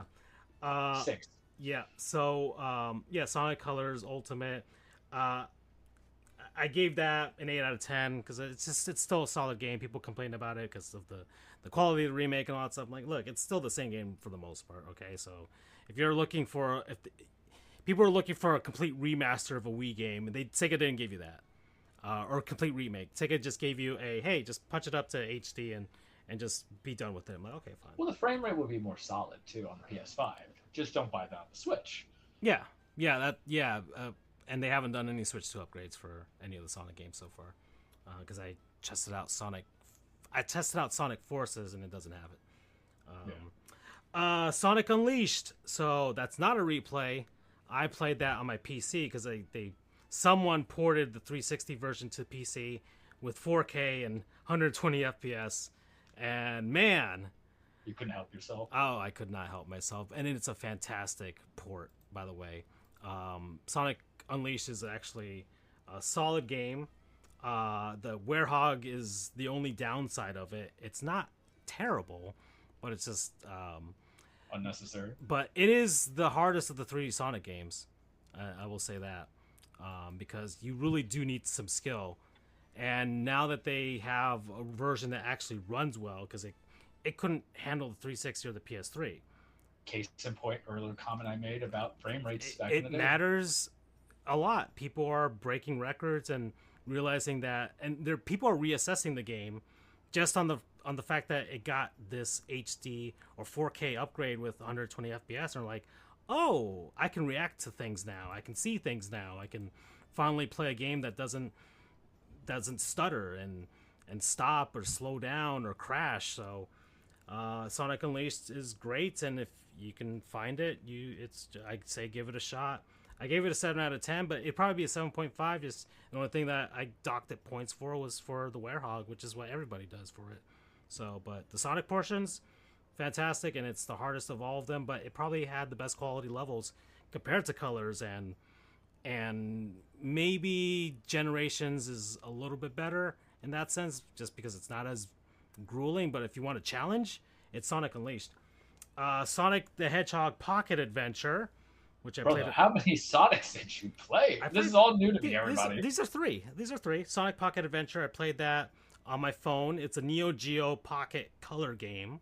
I never got the chance to play it because I never owned that system. Neither did anybody else. And it's just downgraded versions of some Sega Genesis levels that they put into 8-bit, which would have been really cool back in the day when we were like 10, 11, 12 years old and could have had that in our pocket. But now I'm playing it years later. Solid game. Nothing wrong with it. I gave it a 7 out of 10. Just like, hey, this is a good time for a Sonic fan for sure. Mario Strikers, I also played. It's actually fun. I hate soccer, but I can see why people really like this game. And I gave that a 7 out of 10. And then Tetris on the Game Boy. I played through all of that. I, got to the credits screen for all of that too. So that's Wait, fun. it's possible to beat Tetris? Yeah, you can get to the credit screen in Tetris. Yeah, after I just remember.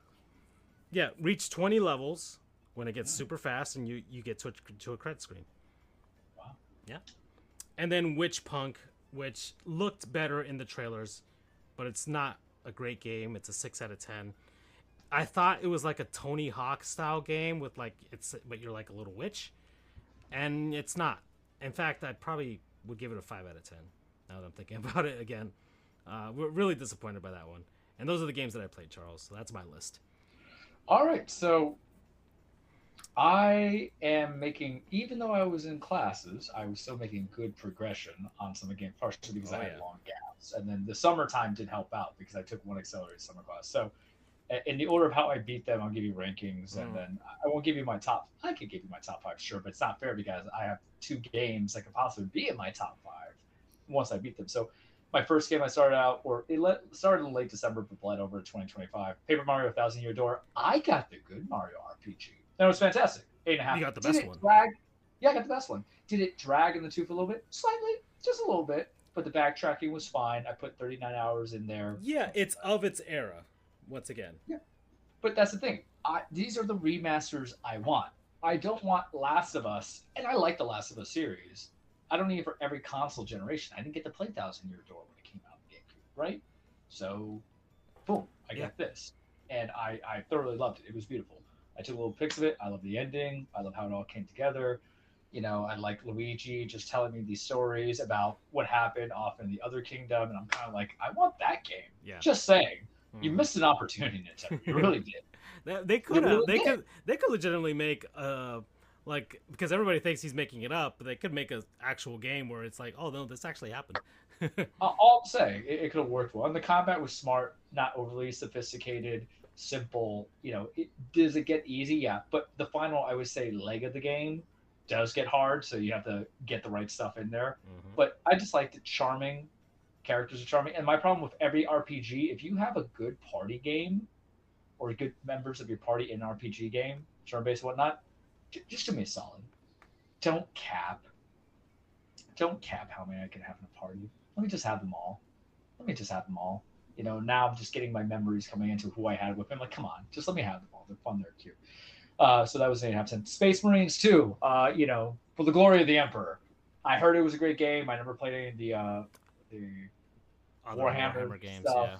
But I've heard they were good. I've got a few of them, and people do say you don't have to like Warhammer, where you get the little figures and paint them and all that stuff. You don't have to do that to enjoy the actual series. It's like Gears of War. And of course, Henry Cavill is massive. He's the one that actually does buy the figures and paints them and does all of that with his giant muscles and handsome face. Yeah, and we love Henry Cavill. You might not be Superman anymore, but you're super in my heart. Yeah. Call it angina, right? But Space Marine 2 was a fun game, and they do enough with the story to kind of make it easy to kind of go if you didn't play the first Space Marines, but they have enough to connect there and bring in new people. Liked it, loved it. I thought it was an 8. That was fine. Played Astro Playroom. I too gave it an 8 because of the length. Astrobot 9.5, 18 hours in. I platinumed it, guys. Yeah, I platinumed it. They give me VIP new levels each time. I got no one come into it. It was a love letter to Sony games, but love letter to platform fans. It's like the first Sony game that actually pulled that off. Right. Because they've tried. They've tried like, hey, remember us? Remember this guy? And it's like PlayStation Battle All-Stars. And nobody bought that. And then like, hey, here's the PS1 Mini. And then nobody bought that. But then they come out with this. And it's like, oh. You get 30 minutes to play, you have enjoyable 30 minutes. You got an hour and a half to sit down and really marinate. And for us as adults and we're lawyers, you're really getting an hour and a half sometimes, right? Coming into it. You'll enjoy that hour and a half. It was just beautiful. It was a spectacle. I loved it. I'm going to cry. It was just so fantastic. It tugs some good heartstrings in there because I'm seeing the nostalgia. It won Game of the Year, right? It won the Game of the Year, right? Yeah, one game of the year last year. It's presumably there's some heavy competition that's coming from that just started in June on, because we're gonna get to Death Stranding and we're gonna get to Bonanza by this year's end. We will, and some other stuff. And here I am. I'm like, okay, man. Like, I don't like to crown a king too early. I'm not a kingmaker here. I'm a ranker. I'm a tier kind of guy. But yeah, like I have that feeling of like Tears of the Kingdom. Like nothing's gonna touch this. Like you just know when you finish it and you're like roll credits. You're like, yeah, I platinumed it, dude. Only a few games kind of get that, Mm-hmm. and they've all been deserving of my time. And the special worlds are great. Like the special final worlds, per each division. Yeah. The little stuff are great too. I've had to play them for my nephew because he's like, these are 2 hour. I'm like, all right, let me see. And it's just like, man, they are legitimately challenging to the point where you want to try and try again until you get it right, and then you do, and it's like, oh, this is satisfying. Well, the challenging maps, a little one-offs that they did, so good because you guys got to remember the era we grew up on. For anybody who's listening, anybody born in like 2005, yeah, you got yeah, exactly. Anybody who's able to legitimately remember and enjoy anything before the PS3, 360, and Wii. Yeah, and like the thing is that is how crushingly hard platformers were. Those special worlds, not like the one that's deemed to the PS eras, which those are fantastic. Love those, but those are like mini special worlds where you try to get the square, triangle, circle, X stuff. Yep, those. Nah. Yep, I know. One mistake, you get busted better, but it get the adrenaline going. I can't speak highly enough about it. I fucking loved it. 7. Sleeping Dog, 7.5. I'm glad I played it. I heard a lot of great things about it. Took 15 hours. I did not play any DLC because when I looked at what the DLC was, like I could just see it. Maybe I revisit it, but I got that for like $2, and I was like, I'm gonna play it. I need like an old beat 'em up action game that was from that era. It was the remastered definitive edition. On my PS4, it gave me the opportunity to try out the whole PS4 Pro like upgrade that they have for like the PS4 games. We're supposed to like render some stuff a little bit better. Do I notice the difference? I don't know. You need to patch stuff half the time, but still, I love my Persephone. She's a beautiful girl. I love Ramona, and I love Jolene. My babies here, my babies. But I like Sleeping Dogs. Mario versus DK. We did it as a co-op. Yeah, how is that? How is that? Because I've when you were thinking of buying it and you eventually bought it, because I played the original 100% on the Game Boy Advance a long time ago, and my sister has it. I haven't touched it in a co-op. Do you like sense. shouting? Do you like shouting? Because it's always a different kind of hand, right? Yeah. But it's a good game. I give it like a 7 out of 10. It took about 15 hours, but like how it really is different on the co-op is just it adds another layer of a key. You gotta get this key and that key as opposed to a singular key. But it was a good game. It's super easy. Maybe only like myself individually, if I ran through it, it probably only take me puzzle platformer. So it's just about getting through levels and just figuring out the exact order. But I got it for what, $5? If that, I think I got it free because you know me, I don't pay for any of this stuff really, at all. Actually, I did pay $20 for Armored Core the other day. Side note on that story: Best Buy shipped me out something.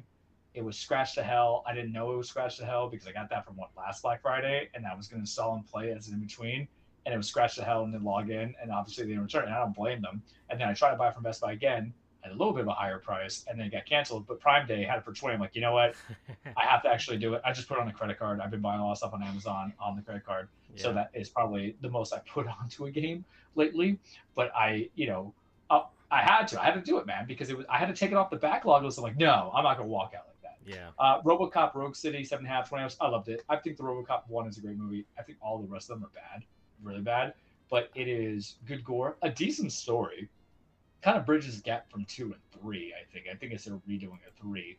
And I liked everything they were going from there. And it's just fun. He's a tank, and maybe you kind of wish he didn't have a tank. You have other stuff, but like I can just hurl dudes, or I can upgrade him a little bit to make my Murphy or RoboCop, depending on what you want to call him, do one thing or another. But I enjoyed it. It was fun. It was soundtrack. It gave me that Deus Ex vibe, except you're more of a badass 8 than Adam was, in my opinion. Even though I like the Deus Ex series, even Revolution Mankind Divided. Shame, right, that they didn't continue that, but whatever. It was good.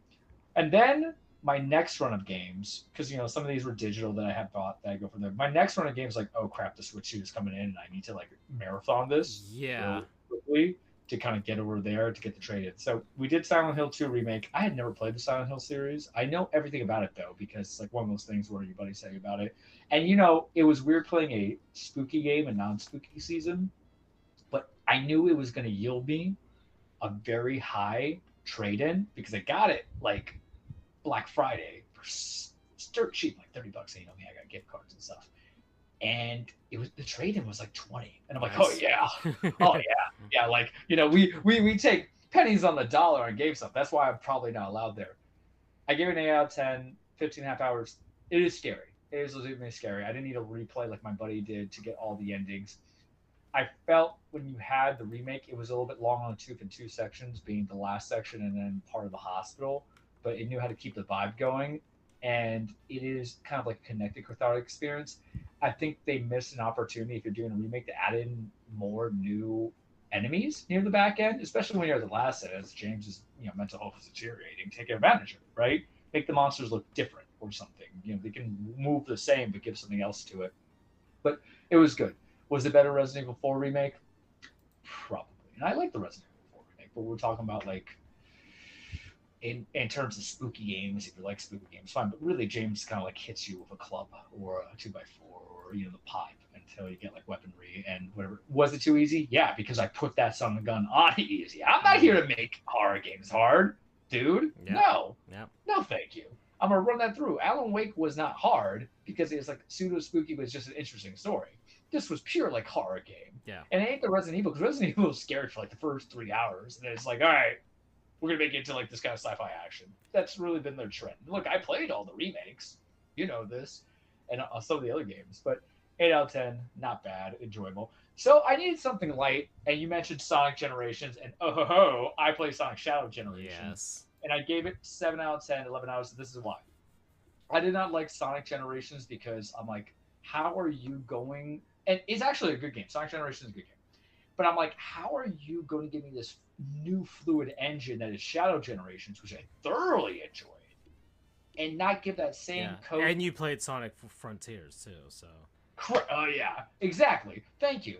So you already did the coding and the source of it to do Sonic or Shadow Generations. You're running two. It was the first time I ever played a game that ran two different kind of engines at the same time. Yeah, it's Sega. It was a weird one where Sega just like they basically copy and pasted the first game, and then they tacked on the Shadow part using what they have now. So you were legitimately playing a 15-year-old game with a brand new video game. So like in earnest, this is how I would do it. Sonic Generations, you're lucky if you get a 6.5, 6. If I played it back then, yeah, it would be higher, right? A 7. Shadow Generations, a lot of stuff that I liked, I popped at 8, so I split the baby and I said 7 out of 10. Go buy it, go try it. The problem is, like, it is only like 5 hours, so I understand your statement, like, I'm not paying anything over 10 over it, but like, I'll get it on. I will get it on sale because eventually Sega's gonna put it on sale. They put all their games on sale pretty quickly, so I think by the 1 year anniversary of it, it'll probably be somewhere around $20. So I'm like, I could pay $20 for 5 hours of Shadow. Yeah, and I think that's fair. And it did yield me like a $15 trade-in. So I was like, all right. So we were able to conclude that. I mean, it's on the Switch too, but I don't know if I want to. It's not even an actual cartridge, so that's why I wouldn't get it on there. Well, I mean, look, you just avoid tax, right? Like that's the mindset. If you're trying to cheap it out, your boy is king of being cheap here. Mm-hmm. But you can get on the Switch too. But my problem is that I rather wait on ports because I rather them. I still don't want to until you give me a port of a game that's at least going to make it a 2. I don't need 4K on the Switch. I'm just saying that right now. I'll take it. Mm-hmm. I'll take it. But if you give me 1440p, because the problem is ports sometimes cripple it to go from 4K and then doesn't jump to 2K. It might jump to like a 1080p or slightly above it, right? In a weird. I don't want anything in 1100s, my guy. Find a way to make it 1440, and for those who understand, 4K is actually 2160. Yep. 2K is 1440, which is the standard for a lot of gaming on the computer. To be honest with you, for a lot of people and how they come into it, and it's perfectly fine. It is super acceptable. I have an OLED. That's great, fantastic. But I get games on VRR. I don't have that yet. But if you're doing ports, I want to see a 2K 1440p guarantee, and nobody was giving me that. And I'm looking at Split Fiction, but I'm like, if you're going to give me fucking 1080p 9 that isn't on the handheld but docked, I'm going to say no thank you respectfully. Mm-hmm. Plain and simple. But that's my opinion on it. Something that was worth the 1080p as a swan song on Switch was the Metroid Prime Remaster. And it's so weird, man, that my top 3, 2 of them might be remastered games. and it tells you something when remasters work, because I loved it. I cannot give it a 10 because you gotta give me an arrow or something. And that's the way Metroidvania games are, but it is very esoteric in explaining what you need with those Chozo artifacts. I'm like, how did I do this at 15? And then I realized I probably bought like, I probably used Cheat Code Central. That's a callback for anybody. Oh yeah. Before there was really IGN, GameSpot, or anything else. Oh my and you god. don't want to pay for a magazine, but you know what I'm talking about. I know exactly. Yeah. Everybody's hairline just receded, and we got more back hair saying that. Yeah. Because the way you had to kind of backtrack in no particular order to kind of, because you're not backtracking, but you kind of back. Like, I have no problem backtracking with the weaponry once you get it. I think that's incentivization, right? But when when you literally don't know, well, one thing's being harbored because there's no communication really to know that, hey, it's in the sun tower, right? You just got to climb all the way up top and stuff like that. It stalled unnecessarily, but it played well on the Switch, exceptionally well on the Pro Controller. The dual stick, man, because for people who don't remember, you had originally, however, the game, and some people love the GameCube controller. I could care less on, but I probably played the wrong games on the GameCube to hate the controller, right? And then when you had the Wii controller, it was more motion control based.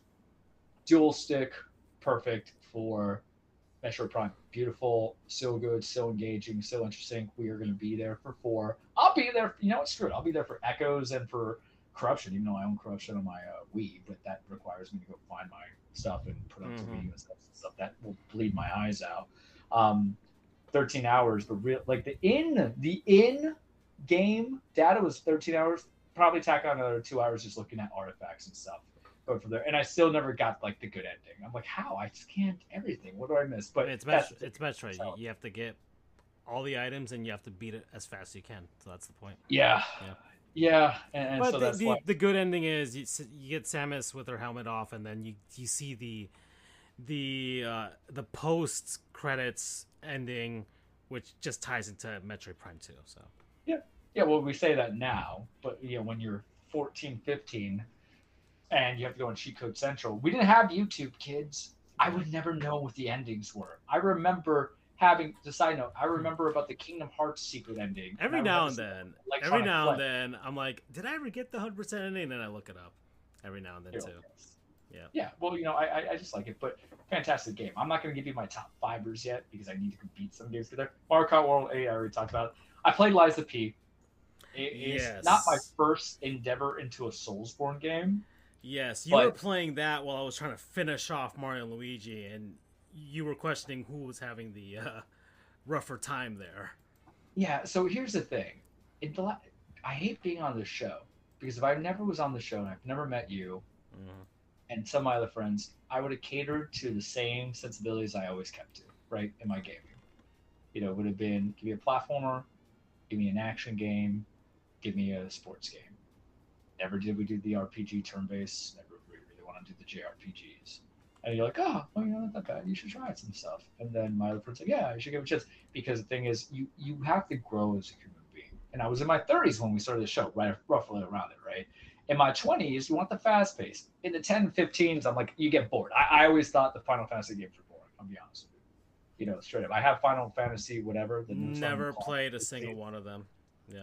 You know what I mean? Like even and it's so weird to say that Chrono Trigger can't do it. The Chronicles of Mana or whatever it's called. I like them. I remember playing them. Those were like my first foray. But I could never complete them because I was like 8. Yeah, I think. Doug played the Dragon Quest 11, the latest one. He liked that, but. Well, I could do it now because I found like kind of the right rhythm. I do think actually Mario Rabbids were there, but I'm that guy who's like, people like Persona 5 is great. I'm like, Persona 5, man, what do you mean it's 105 hours? Like 70, maybe you get me, right? Like I played the Tales series, I got into it. I'm like, okay, it's fine. The problem is it was just way too long, and like, let me just have up who I want in my party. Yep. Yeah, like they're gonna go from there. But we come into it. So Eliza P. And here's the thing: how I feel about turn-based JRPGs is. The payoff is that, okay, you might have a great experience. At no point when I do play them, because I've done it throughout the years, do I ever go like, it's the greatest story I ever heard or told? And then people are like, oh, but Cloud. And that's just the example of the old school, not the current ones. Or Final Fantasy X with like the guy who kicks the ball and what's her name? They all die. I'm like, no, I can't do it. But my dislike of Soulsborns comes down to it's just so Souls-like games, right? There's two things I don't like about it that I think you just fix it out. They're arbitrary because really, like, are their bosses tough or are they just bullet sponges and then they're just overpowered? That's one. It's not the get good thing. It's like you really just have to dodge. The second complaint I have with it, actually, it's my prime complaint, is that if you're supposed to be a developmental RPG, essentially, right? Everything's an RPG these days, right? Yeah. But the idea is that you're collecting souls, that's your XP, right? Experience points. It's the same thing, guys. But their thing is that if you die, you lose it, but you can go back and reclaim it, and then you die again, you lose what you have. Well, really, you're just stalling progress for me to finish the game quicker, because that's why Elden Ring's like 100 hours, right? That's the example I'm giving. So that's kind of annoying. Liza P has it, but I like Liza P, and I'm gonna tell you why I like Liza P. But this is my attack on because I tried Dark Souls, couldn't do it. I got Blood Rain out there, don't want to do it. You know what I mean? And my third complaint, and it's really simple, and I get it, and it makes a lot of sense. But they have a stamina bar, right? Your stamina bar is for dodging, running, sprinting. You don't jump for whatever reason. I think you can to a degree. But then the thing is, the swings that you take also deplete your stamina bar. And I have the simplest solution for you. You add a third bar, and you call it endurance or strength bar. So your stamina bar could really be leading on the dodging, and then your strength could be talking about the impact and the amount of impact, just like how a JRPG gives you on the points. When you go, you're like 100% hit, 60% hit. It's the same thing. And you know what that's going to make, Francisco? It's going to make the combat interesting because your guy's not going to be like depleting, huffing air like me when I was playing basketball against a 17-year-old a couple of weeks with Miami Heat was like knocking on my door and I'm huffing for air. I'm like, all right, you want me to play? Because Powers is a bust already? I got you. Because what happens is it felt like when you use the dodge and the strike mechanics as a base of stamina, I always felt that stuff made my gameplay slow. And I didn't like it. So Liza P, though, did two things that I thought made it work. One, they said, hey, this new update, we're going to make it, we're going to give you difficulties. And they're difficult enough. They're not making it really easy, medium, and hard. You still have to kind of know the mechanics of your bosses, but it is kind of relatively easy, right? Like, it is supremely easier. And I don't know if I went the way of the butterfly or whatever, but I probably went the easiest because I want to enjoy the action and I wanted to see what the story was, right? So giving you the options of it where From Software doesn't do it, and then the other mimickers like Mortal Shell and all that stuff, they did it too. That's on you guys. You want to do not discriminate on gaming because you need our money, right? I'm being told Game Pass doesn't pay you out, so come take my cash, brother. Come take my cash. Even though I just ordered Armor Core from Software for $20. Part of it's principle, but the other part is too is that it doesn't play like that, right? So there's that. But the other thing that I think made it interesting is that I think the visuals were very good. I kept sending you some screenshots because I've seen the screenshots from the Dark Souls and even Elden Ring. I'm like, it's kind of ugly. You know what I mean? There's nothing about it that makes, yeah, I can fight dragons, which you know I can do any day of the week. But it doesn't like appeal to me in that sense. And so I beat it. I went hard on it. I also had like days off as well coming into it because, I had to, go from there, and I just kind of marathon some stuff. So it took me about 28 hours, almost 29. But I liked it. I gave it an 8. It gives me an opportunity to go to NeoWiz if they make a sequel, or try out some other stuff. That's what you want to do, guys. Do not discriminate against your players because we might want to buy other stuff that you make. Because there's a certain man, Hideo Kojima, who says, hey, I make a lot of weird games, and they really love some of my ideas. But I'm going to put in some I'm going to put in some accessibility into the games itself. That's going to make it open for everybody. When I play Death Stranding, I'm like, I don't know. I've had some hard stuff in Metal Gear because, like, you're talking about some of the other stuff, right? But Death Stranding looks weird. But, like, what if we just gave you a story mode? It's easy, but not easy, but you really get into it. And I'm like, oh, man, this just opened up. Now I'm playing at normal, I think. It's great, Death Stranding, too. But that's the point. Open up to who you can get. Do not shut us out.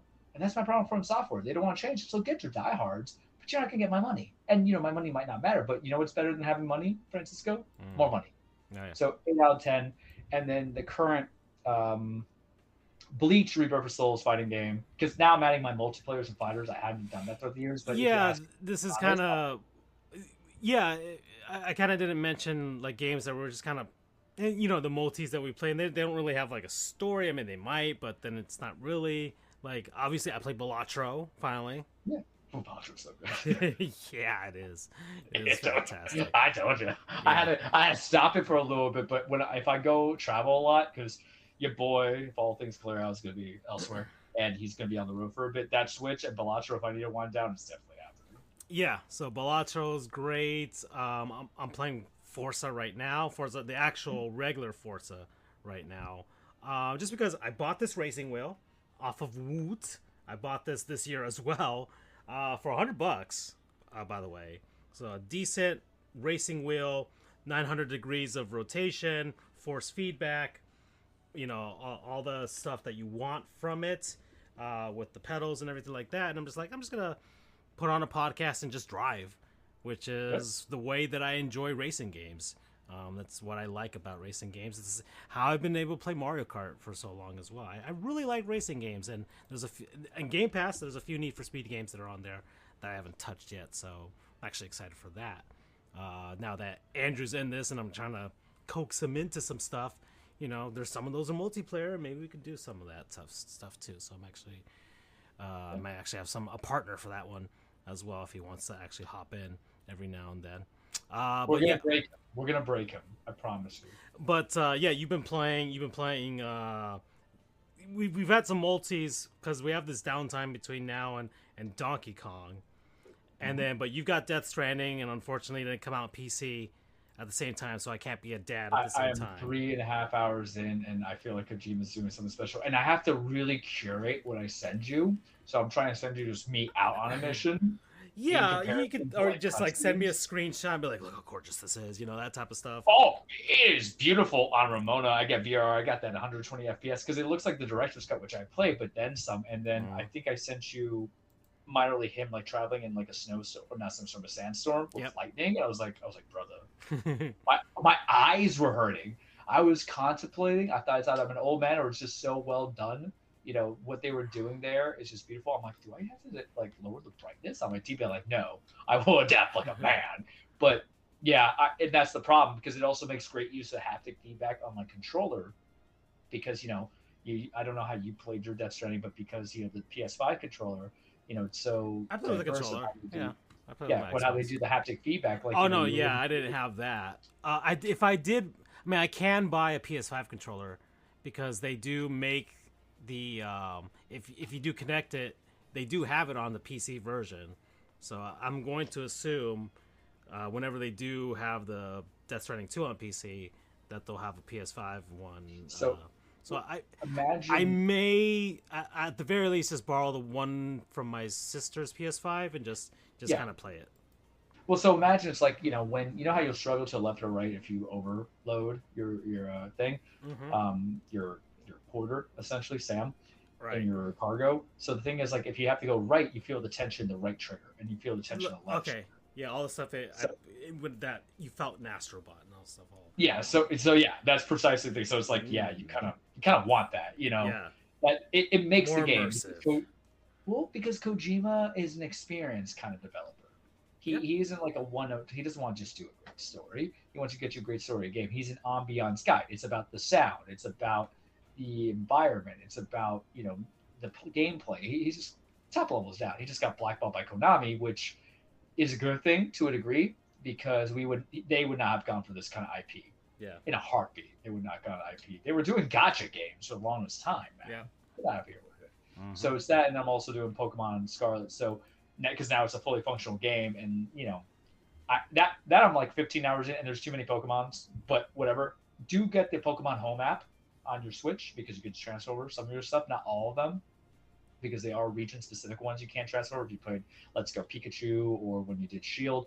But I'll tell you now, man, I already kind of like it more than Shield. Shield was kind of there. I think you said the same thing, and I was trying to tell myself, oh, it's not bad, but that was my first, like, real 3D game version of it because Let's Go Pikachu was fun, but, you know what I mean. I get it. But this one, I'm like, hold on here. Now that I'm really seeing some stuff in, I'm like, because everything just pops up, I'm like, I can really enjoy it. So I have two games that I probably could run both 50 hours each time for each one minimum. That I'm like, epic, we do it live, and I'll find a way for Bonanza at some point. Yeah. Well, I know I'm gonna That's go. that's why I got. Yeah, so I'm gonna go in hard with that, and then. All right, so hour 55, just under 2 hours. No wrestling this time, but we'll get to that eventually. Yeah, I mean, look, I'll give you this real quick on wrestling without it being the cage. Everything could be better, everything could be good, and sometimes it's great. And that's for all the companies that I follow. AW has All In Texas, Hangman Page versus Mox for the title. I'm a Hangman guy, just about it. So that's all I gotta tell you for that little bit. Welcome everybody's weekly Charles Cage. And then with WWE Evolution is this because they're counter programming, so they give the all women pay per view Evolution, but I felt like the build wasn't like superior to where it could have been. And then you're having Saturday Night Main Event on Sunday. No, Saturday Night Main Event on Sunday, then Women's Evolution or Evolution on Sunday because they want to just beat each other up. The AEW doesn't, but WWE does because they're scared, I guess, and they just want to destroy the competition. It's wrestling. What I like, someone's gonna hate. When someone hates, I'm gonna like. But when I do bring it back, when the dust clears, we'll do a state review like we've done a couple of times. Yeah, usually just as a catch up and all that stuff, and obviously send stuff on the. Well, you just been, I'm gooning, man. Yeah, that legitimately you've been gooning and saying that Chile and various other countries are the greatest ones in the world, depending, but mainly Chile. I mean, technically, I'm partially Chilean, according to my grandfather. I'm a little bit of everything, man. I am the American dream. Yeah, which is why you're black. Yeah, I ChatGPT. When everybody tells me they have a reliableness of ChatGPT, if I have any attorneys, like, yeah, I've used it in my legal briefs. I'm just gonna send them that picture that you made of us. Like, do I look like this? Because this is where they go for me. Like, all right. Well, that's it for us, guys. We're done. I'm out. Take care.